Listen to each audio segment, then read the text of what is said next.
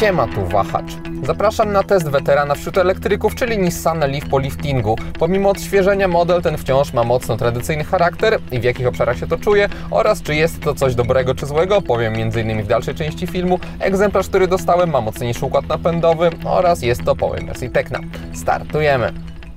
Mówiąc o tym, że prezentowany Nissan Leaf drugiej generacji jest weteranem, miałem na myśli jego premierę mającą miejsce w 2017 roku, co może samo w sobie jakimś spektakularnym stażem rynkowym nie jest, ale jak na segment elektryków, gdzie większość modeli pochodzi z tej dekady, jest to już słuszny wiek. Leaf jednak w kwestii wyglądu nadwozia broni się detalami, bo chociażby projekt jego przedniego pasa wygląda naprawdę wyraziście, tym bardziej, że po liftingu zyskał on trochę, powiedzmy, czystszy wygląd, nawiązując do nowego elektrycznego Nissana, czyli Arii. Tym, co ściąga ten model wizualnie w kierunku przeszłości, jest jednak moim zdaniem ogólna bryła, bo przez jej jajowatość testówka wygląda i tak neutralnie, i tak jak wspominałem na wstępie tradycyjnie, i dla osób poszukujących właśnie takiego normalniej prezentującego się elektryka będzie jak znalazł. W 2022 roku w standardzie w Leafie liczyć można na ciemne felgi o specyficznym wzorze, które w wersji Accenta przy mocniejszym układzie napędowym mają 17 cali, ale wciąż trochę giną niestety optycznie przy linii bocznej tego samochodu. Obecnymi z boku nadwozia drzwiami trzeba mocno trzaskać jak na współczesne standardy, aby się do końca zamknęły. Nie przypominam sobie dawno samochodu testowanego, w którym tyle razy podczas zamykania musiałem robić poprawki. We wnętrzu tradycyjne podejście widać jeszcze bardziej, bo tutaj Leaf wygląda po prostu jak zwykły spalinowiec sprzed kilku lat z rozbudowanym tunelem środkowym czy wskazówkowym prędkościomierzem i tak jak nadwozie wypada wciąż ok, tak kokpit wyraźnie odstaje od tego, co spotkać można współcześnie na rynku. Broni się on za to klasycznym i przejrzystym rozmieszczeniem instrumentów pokładowych. Jedynym poważniejszym wyróżnikiem stylistycznym w kabinie jest dźwignia zmiany biegów, która jednak pod kątem ergonomicznym nie do końca mnie przekonuje. To znaczy nie jest zła, ale osobiście wolę coś, co jest po prostu wychylane góra-dół, na przykład z jakimś przyciskiem, niż takie zakręty. O ile wnętrze ogólnie jest tradycyjne, to elektroniczne lusterko wsteczne oferowane w najbogatszej wersji Tecna wciąż jest bardzo rzadkim widokiem w samochodach i można je uznać za awangardę technologiczną. W Leafie nie jesteśmy na nie skazani, bo można łatwo je przełączyć na zwykłe zwierciadło i dobrze, że jest to możliwe, bo oba rozwiązania mają swoje zalety, to znaczy lusterko elektroniczne pozwala lepiej dostrzec to, co znajduje się bezpośrednio za samochodem, bo pola widzenia nie ograniczają chociażby tylne słupki, a z kolei przy tradycyjnym łatwiej można ocenić odległości obiektów znajdujących się za tylną szybą, co przydaje się szczególnie np. dojeżdżając do ściany, gdzie elektronika jest z grubsza bezużyteczna. Jakość kamery za dnia jest naprawdę dobra i jest ona czytelna nawet przy słońcu za plecami, ale gdy zapada zmrok, obraz mocno się degraduje i chociaż przy dużych ciemnościach wśród obecnych szumów dostrzec może nawet więcej niż w zwykłym lusterku, to jednak wtedy wolałem jeździć na klasycznym rozwiązaniu. Dynamika tonalna bez względu na porę dnia wypada za to świetnie i ogólnie takie lusterko to miły dodatek, a biorąc pod uwagę, że można dostrajać obraz i przede wszystkim szybko przełączać się pomiędzy nimi, to jego obecność na pokładzie oceniam pozytywnie. A i jeszcze ostrzegę, że stojąc w korku za takim Leafem lepiej się pilnować, bo jest się wtedy doskonale widocznym dla jego pasażerów. Inną niecodzienną rzeczą związaną z widocznością jest rozdzielony przedni słupek. Przy długiej, pochylonej szybie powoduje, że czułem się w Leafie trochę w jakimś vanie. Ogólnie takie ukształtowanie przodu, jeszcze z niewidoczną maską, sprawia, że wyczucie jego krańców jest tutaj bardziej niż przeciętnie w autach tych rozmiarów wymagające. Z drugiej strony jednak taki projekt powoduje fajne poczucie przestronności kabiny. Widoczność na bok jest ok, z tyłu po przekątnej mamy masywny słupek, tylna szyba jest sporych rozmiarów, niezbyt wysoko poprowadzona, kończy się mniej więcej wraz z nadwoziem.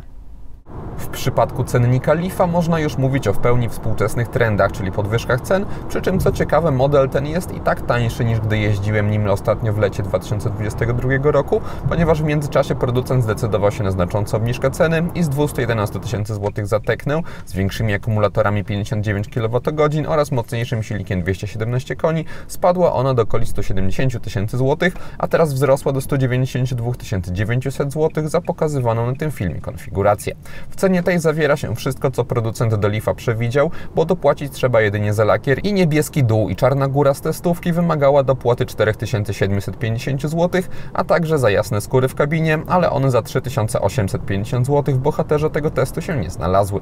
Ogólnie kosztował on 197 650 zł i za te pieniądze mówić można o naprawdę dobrym wyposażeniu z systemem półautonomicznej jazdy, światłami LED, dostępem bezkluczykowym czy nawigacją. No generalnie absolutnie niczego tutaj nie brakuje. kupuje, ale przez obecność audio firmy Bose czy pokazywanego lusterka wewnętrznego jest to moim zdaniem odmiana trochę bardziej bajerancka i mniej rozsądna niż znajdująca się pod nią N-Connecta, tańsza 10 000 zł, gdzie wszystkie potrzebne dodatki i tak są obecne, poza światłami LED, które dokupić można za 3000 zł. Gdyby dla kogoś jednak przede wszystkim liczyła się niska cena, to minimum, za które dorwać można Leafa, to około 150 000 zł za bazową wersję Accenta i układ napędowy 150 koni, 39 kWh. I aby pokazać, od jakiej kwoty wypada rozpatrywać raty leasingu operacyjnego, powiem, ile testowany model w bazowym wcieleniu kosztowałby w takim finansowaniu i posłużę się w tym celu ofertą partnera Wahacz TV, czyli firmy Carnis Polska. Przechodząc na kwoty netto, za parametry przyjmijmy 20% wpłatę własną, czyli 24 187 zł, 4-letni okres leasingu i wykup końcowy wynoszący 30%, czyli 36 281 zł. Wtedy miesięczna rata za samochód to 1916 zł. Link do oferty zarówno na leasing operacyjny, jak i wynajem długoterminowy Leafa wrzuciłem w opisie filmu. Tam można dostroić wszystkie suwaki pod siebie, a jeśli ktoś szuka innych modeli, to na carlispolska.pl znajdzie ich całkiem sporo. W układach napędowych dostrzec można wyraźny podział, bo słabszy wariant jawi się jako propozycja typowo do miasta, a mocniejszy, który ja dostałem, jako coś dla osób, które będą chciały zapuszczać się nim też trochę dalej, bo zużycie energii podczas podróży na zwykłych drogach podziemiejskich z limitami do 90 km/h wynosiło średnio 14-15 kWh na setkę, zatem zasięg w takich warunkach oscylował wokół deklarowanych przez producenta okolic 400 km.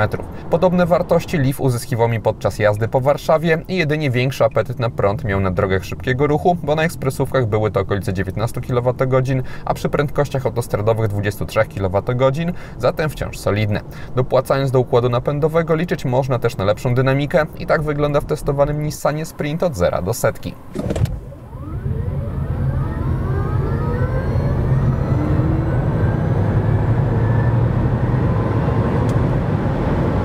A tak od 90 do 140 km/h.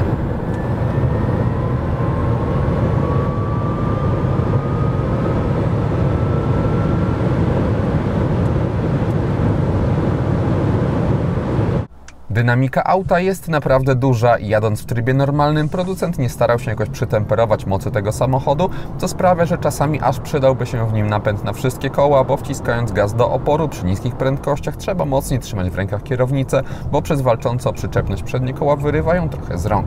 Uspokoić układ napędowy można aktywując tryb Eco i osobiście brakuje mi tu czegoś po środku, bo na Eco auto jest trochę za bardzo przymulone, a z kolei w trybie zwykłym zdaje się trochę za ostro reagować nawet na lekkie wciskanie gazu. W każdym razie przy letniej pogodzie jadąc w normalnym stylu nie miałem problemów z pewnością prowadzenia, a też duża zrywność samochodu zapewniała bardzo pozytywne wrażenia, bo po prostu przyjemnie jedzie się autem, które z taką łatwością zwiększa prędkość i nie wymięka nawet na drogach szybkiego ruchu, bo co prawda Leaf ma prędkość maksymalną 157 km/h, ale do granic legalnych w Polsce limitów idzie wciąż naprawdę dobrze. Jak na elektryka przystało, dochodzi w nim też natychmiastowa i powtarzalna reakcja na wciskanie gazu, co jeszcze poprawia wrażenia. Z kolei dla osób, które nie chciałyby dotykać hamulca, producent przygotował tryb e-pedal, który sprawia, że po odpuszczeniu gazu Leaf sam zaczyna intensywnie odzyskiwać energię i wytracać prędkość i może tak robić do pełnego zatrzymania. Dzięki temu poza sytuacjami ostrego hamowania jeździć można tylko odpowiednio wciskając gaz i go puszczając i chociaż osobiście wolę jednak korzystać też normalnie z hamulca, to na pewno nie jednej osobie taki sposób obsługi samochodu przypadnie bardziej do gustu i fajnie, że nie ma tutaj półśrodków i hamowanie jest do zera. Poza rekuperacją energię w akumulatorach uzupełniać można oczywiście na ładowarkach i najszybciej zrobić to można korzystając z prądu stałego poprzez rzadko wykorzystywane już w nowych modelach złącze Shademo z mocą do 50 kW, co nie jest jak na współczesne standardy robiącą wrażenie wartością, ale i tak taką, która pozwoli naładować auto od 20 do 80% w około 40 minut, więc akceptowalnie. Skorzystać można też z wolniejszego ładowania prądem zmiennym i wtedy do dyspozycji dostaje się też wypadającą przeciętnie moc 6,6 kW, co oznacza, że do pełna samochód naładować można w około 10-11 godzin, a z domowego gniazdka okres ten wydłuża się do 31 godzin. Tym, co mi się spodobało w sygnalizacji stopnia naładowania w Leafie, są diody na podszybiu, ponieważ dzięki nim wystarczy jeden rzut oka, aby wiedzieć, jak się ogólnie sprawy przy ładowarce mają. Bardziej szczegółowe informacje śledzić można na zegarach. Komputer, który się na tych zegarach znalazł, ma rozbudowaną funkcjonalność. Można na nim śledzić też takie rzadko spotykane rzeczy, jak chociażby aktualną temperaturę akumulatorów. Poza tym jest moduł audio, nawigacji, są też wskazania komputera podróżnego. Generalnie niczego pod kątem informacyjnym tutaj nie brakuje. Brakuje za to języka polskiego, którego nie można sobie ustawić i jest to kompromitacja producenta. Tym bardziej, że na tym komputerze można sobie też sporo rzeczy zmieniać związanych z działaniem samochodu. Tutaj wszystko zostało umieszczone, więc jeśli ktoś nie zna języka angielskiego, no to będzie miał to mocno utrudnione dostrajanie tych wszystkich parametrów. Jeśli ktoś ten język zna, no to problemów już mieć nie będzie, ponieważ wszystko zostało tutaj bardzo rozsądnie pogrupowane w kategoriach. Sposób obsługi komputera też jest prosty, ponieważ oddelegowany został do tego cały krzyżak z lewej strony kierownicy. Mamy też przycisk wstecz. Są też w sąsiedztwie przyciski do zmiany głośności oraz piosenek. Z prawej strony steruje się głównie tempomatem. Też odbiera, odrzuca połączenia. Ogólnie pomimo sporej ilości przycisków są one tak dobrze i logicznie pogrupowane, że ich obsługa jest bezproblemowa. System inforozrywki ma 8-calowy wyświetlacz, po którym widać już wiek ze względu na dosyć niską rozdzielczość, takie ogólne wrażenie jakie robi. Można sobie na nim personalizować ekrany domowe. Widgety mają do siebie zbyt mało miejsca, ponieważ mapa jest wyświetlana tylko na takim fragmencie, bardzo wiele przestrzeni wokół się marnuje. Mamy na dole skróty, które są zawsze pod ręką. Mamy też pod ręką kilka fizycznych przycisków i pokręteł, co ułatwia poruszanie się po tym systemie. Jeśli chodzi o interfejs, to nie jest on zbyt nowoczesny pod kątem wyglądu, ale jest całkiem przystępnie zaprojektowany, więc nie sprawia problemów obsługa tego systemu w takich najważniejszych, podstawowych zastosowaniach. Mamy też integrację ze smartfonami, więc chociaż widzę przestarzałość w tym rozwiązaniu, to pod kątem funkcjonalnym nie mam podstaw, aby się go specjalnie czepiać. Znajdujący się pod ekranem panel klimatyzacji w Leafie jest w pełni fizyczny i bezproblemowy pod kątem obsługi. Szkoda, że klimatyzacja jest tylko jednostrefowa. Jeszcze trochę niżej znaleźć można dwa porty USB, rozsądnie, jedno w standardzie C, drugie A. Jest podgrzewanie foteli oraz gniazdo 12V. Na ekranie środkowym pojawiają się również obrazy z kamer 360 stopni, które oferują naprawdę dobrą jakość. Mamy tutaj dużą szczegółowość, odpowiednią rozpiętość tonalną, a także po prostu ładnie wyglądający obraz. Taki naturalny, z żywymi kolorami, można sobie modyfikować widoki, więc ogólnie można mówić w przypadku tego systemu kamer o bardzo przydatnym, funkcjonalnym rozwiązaniu. Kamery w Leafie się przydają, bo chociaż model ten ma rozsądne wymiary, to znaczy 449 cm długości i 181 cm szerokości, to bryła nadwozia jest jaka jest. Na parkingach sprawdza się za to zastrojenie układu kierowniczego, który przy niskich prędkościach stawia bardzo niewielki opór, a reakcje auta na jej ruchy są żwawe i w tym obszarze Leaf sprawia wrażenie auta mniejszego niż w rzeczywistości. Trochę zwiększony, ale wciąż ogólnie niezbyt duży opór kierownicy obecny jest też jadąc z większymi prędkościami i aby nie było to problematyczne, producent mocno wygładził odpowiedzi auta, co czuje się szczególnie podczas jazdy na wprost i o ile mocniej skręcając reakcje są niezłe pod kątem precyzji, to całościowo styl prowadzenia testowanego Nissana jest bardzo neutralny i nie zachęca do jakiejkolwiek ostrzejszej jazdy. Podobnie robi to zawieszenie, które jest w Leafie naprawdę miękkie i sprawdza się to na nierównościach, które w połączeniu z niezbyt dużymi felgami są skutecznie neutralizowane, ale okupione jest to pojawiającymi się przechyłami w zakrętach, więc pod kątem charakteru testówka jest modelem spójnym i adresowanym do kierowców o spokojniejszym usposobieniu, którzy mocny silnik będą wykorzystywali okazjonalnie, np. do wyprzedzania. W kabinie testowanego Nissana nie zastosowano żadnych dekoracyjnych źródeł światła. Instrumenty pokładowe podświetlone zostały w większości na pomarańczowo. Jest też trochę niebieskich akcentów i takie kolory moim zdaniem nie kłócą się ze sobą. Też wypadają przyjemnie wizualnie, przy czym taka moja ocena wynika z tego, że po prostu lubię pomarańczowy kolor we wnętrzach samochodów, coraz rzadziej się go spotyka, a ma on swój urok taki trochę oldschoolowy i właśnie tą kolorystyką to wnętrze się broni, ponieważ poza tym nie ma tutaj nic ciekawego, jeśli chodzi o oświetlenie. Tak samo na minus wypada to, że na drzwiach nie ma podświetlonych sterowników szyb poza tą kierowcy oraz przełącznika centralnego zamka. Szkoda też, że nie podświetlona została dźwignia zmiany biegów. Ją co prawda na tunelu środkowym można łatwo wyczuć ręką, ale jej podświetlenie mogłoby poprawić wrażenie estetyczne, aż się o to prosi. Przednie światła LED w Leafie mają ładny i wyrazisty wzór pasków do jazdy dziennej. Niestety efekt nowoczesności znika, gdy włączy się kierunkowskazy, ponieważ one są żarówkowe. W kierunkach w bocznych lusterkach diody się za to znalazły. Z tyłu w kierunkowskazach znowu siedzą żarówki, światła pozycyjne są już LEDowe i one wyglądają całkiem ok, ale ogólnie testowany Nissan po zmroku odstaje od innych nowszych elektryków, bo tam producenci zazwyczaj fajnie eksperymentują, a tutaj światła prezentują się, tak jak mówiłem, po prostu ok i nic ponadto. Żarówki oświetlające tablicę rejestracyjną nie poprawiają sytuacji. Przednie LEDowe światła umieszczone zostały w soczewkach i gwarantują dobrą precyzję odcinania sekcji jasnych od ciemnych. Można w ich przypadku mówić również o dużej mocy świecenia, więc jak na statyczne LEDy wypadają bez zarzutu. Jednak fakt, że występują tylko w topowej odmianie w standardzie, w drugiej od góry wymagają dopłaty aż 3000 zł, a w bazowej Accenta w ogóle ich nie można mieć, jest w aucie na tej półce cenowej w dzisiejszych czasach nieporozumieniem. Pilot obsługujący system dostępu bezkluczykowego w Leafie jest niewielki, lekki oraz ma opływowe kształty, dzięki czemu w ogóle nie przeszkadza w kieszeni. Wykonany został w większości z chropowatego i robiącego naprawdę pozytywne wrażenie estetyczne czarnego plastiku. W górnych częściach deski rozdzielczej w testówce mamy twarde tworzywa, co samo w sobie może być rozczarowujące, ale na szczęście te plastiki nie wyglądają aż tak bardzo plastikowo, chociażby nie błyszczą się przesadnie w słońcu, więc użytkowo wypadają ok. Poniżej mamy wstawkę ze skóry, ze szwami, bardzo przyjemnie się to prezentuje.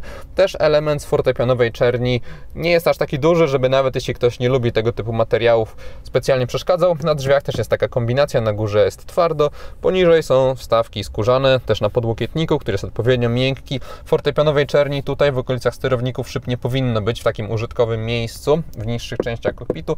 Mamy twarde plastiki, też na tunelu środkowym. Na tunelu środkowym znaleźć można też fortepianową czerń, której tutaj akurat mogłoby być trochę mniej, jeśli chodzi o jakieś detale, przyciski, przełączniki. To dobrze działają, ale mało, powiedzmy, prestiżowo wyglądają. I ogólnie jakość wykonania wnętrza Leafa, choć nie jest zła, to w paru miejscach przydałyby się lepsze, bardziej wyszukane materiały. Z tyłu, gdy ustawiam przedni fotel pod siebie i siadam za sobą, to na nogi mam taki całkiem niezły zapas wolnej przestrzeni. Nad głową, gdy się maksymalnie wyprostuję, to moje włosy lekko stykają się z podsufitką, ale przy bardziej naturalnym ułożeniu ciała tego kontaktu nie ma, więc nie ma też dramatu. Tunel środkowy w testowanym modelu jest w dużym stopniu wystający. Tylna kanapa prezentuje się tak, nie została wyposażona w rozkładany podłokietnik. Bagażnik Leafa ma 394 litry pojemności, niezbyt wysoki próg załadunkowy, spory otwór, chociaż jego dolna część, ta obła, nie wypada najlepiej pod kątem funkcjonalnym i w innych wersjach niż Tecna powiedziałbym, że regularne kształty, ale w Tecna dochodzi system audio firmy Bose i jego element jest na stałe przytwierdzony do podłogi. Po bokach w kufrze mamy kieszenie, gdzie można sobie ukryć chociażby kablem. Pod podłogą z kolei nie ma nic, jest tylko blacha. Maksymalne zdolności ładunkowe samochodu uzyskiwane po złożeniu drugiego rzędu siedzeń to 1167 litrów. Podłoga ma wtedy ogromny uskok. Podsumowując, Nissan Leaf to samochód, który w moje preferencje względem elektryków nie do końca trafia, bo podobają mi się jednak eksperymenty, które producenci robią z autami tego typu, nadając im wyrazistszego charakteru. Patrząc jednak obiektywnie, jest to bardzo udany samochód elektryczny, któremu nie można nic specjalnie zarzucić, a osoby mające inne upodobania niż moje, to znaczy poszukujące auta na prąd, ale którego nie będą musiały się w żaden sposób uczyć, tylko będzie ono przypominało zwykłego spalinowca, którym jeździli przez na przykład ostatnie 10 lat, chociażby w kwestii sposobu obsługi wnętrza. Takim osobom Leaf na pewno przypadnie do gustu. I to wszystko, co przygotowałem o Leafie. Dziękuję za uwagę i mam nadzieję, że jego test się podobał. Jeśli tak było, zachęcam do dania temu filmowi łapki w górę. Będzie mi z tego powodu bardzo miło. Zainteresowanym przypominam o carlispolska.pl, ich ofercie. A jeśli ktoś nie ma, zapraszam również do subskrypcji kanału, ponieważ kolejne materiały na Wahacz TV pojawią się już wkrótce. Na razie.